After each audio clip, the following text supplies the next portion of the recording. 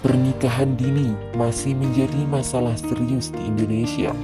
Di Kabupaten Banyuwangi, angka pernikahan dini cukup tinggi dan bahkan menduduki urutan keempat di Jawa Timur.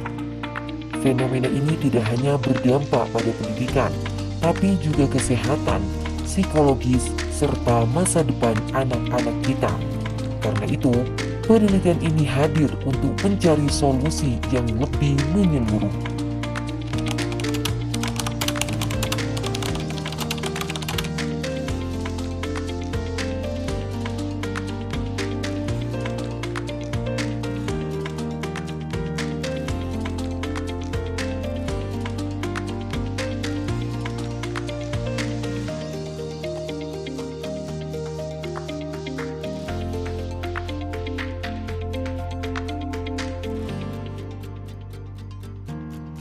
Apa sebenarnya yang menyebabkan pernikahan dini masih marak? Hasil penelitian kami menemukan setidaknya ada 5 faktor utama. Yang pertama, faktor ekonomi. Banyak keluarga menikahkan anak mereka di usia muda untuk meringankan beban hidup.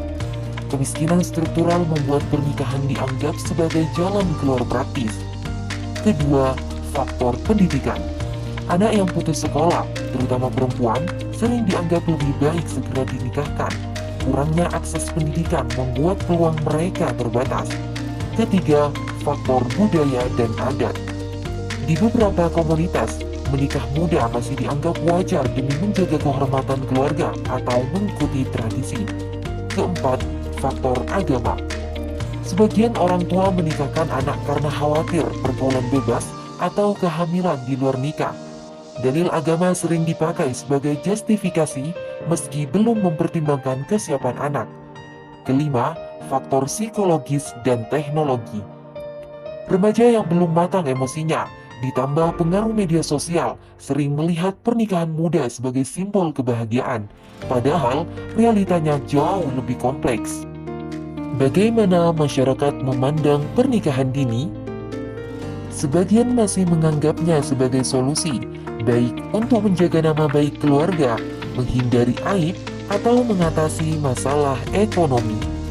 Namun, mulai tumbuh kesadaran baru, banyak tokoh masyarakat dan orang tua kini melihat dampak buruknya, meningkatkan perceraian, kekerasan rumah tangga, risiko kesehatan reproduksi, hingga lahirnya generasi yang rentan terhadap kemiskinan.